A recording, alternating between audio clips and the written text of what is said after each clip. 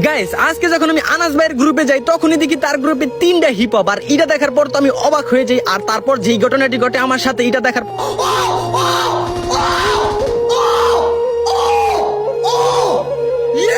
ভাই রে ভাই, ওই বুঝলো না কারা কিক দিল, ওই বুঝতেছে না কারা কিক দিল। এখন আমি দেখাম আমি কি করতে পারি। আর তখনই আমি তাকে কিন্তু তার গ্রুপে জয়েন দিয়ে দিই আনাস রে। তার গ্রুপে আসার পর আমি বললাম, এই আনাস তুই আমার কিক দিলি কিসের জন্য? তারপর আমার আনাস যেটা বললো এটা শুনে তোমরা অবাক হয়ে যাবা। আরে এই খোকনের বাচ্চা, তোরা কিক দিছিস তার কারণে রাগ হয়ে গেছস? ওই আমার নিচে দেখ একটা পোশাকের মতো চিহ্ন আছে, ওটার মধ্যে একটা সোয়া দে। হ্যাঁ ফকিন্নি। তারপর তার কথা শোনার পর যখন আমি পোশাকটার মধ্যে চাপ দেই, ও ভাই, তারপর দেখি আমার ব্ল্যাক হিপ হপ হয়ে গেছে। ওরে ভাই, এই আনাস ভাই তো আমার ভাই না, এটা আমার হালা।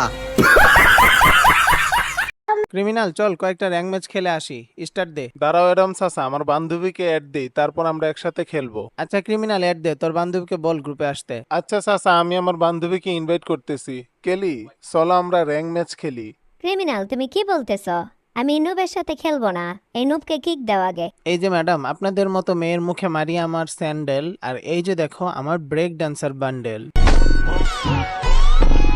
আরে যা, তোর মতো নুব আমি প্রতিদিনই দেখি। তো ম্যাডাম কোথায় দেখো? তোমার বাসার আয়নায়? শোন অ্যাডাম, তোর যোগ্যতা ওই ব্রোঞ্জে পড়ে থাকারই, আমাদের মতো গ্র্যান্ড মাস্টারে তুই উঠতে পারবি না। তুই যোগ্যতা দেখবি?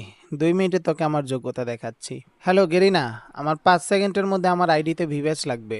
জি অ্যাডাম স্যার, এখনই দিচ্ছি। হ্যাঁ কেলি, তুমি জানি কি বলতেছিলা? না মানে অ্যাডাম ভাইয়া, আপনি আমার ডু পার্টনার হবেন?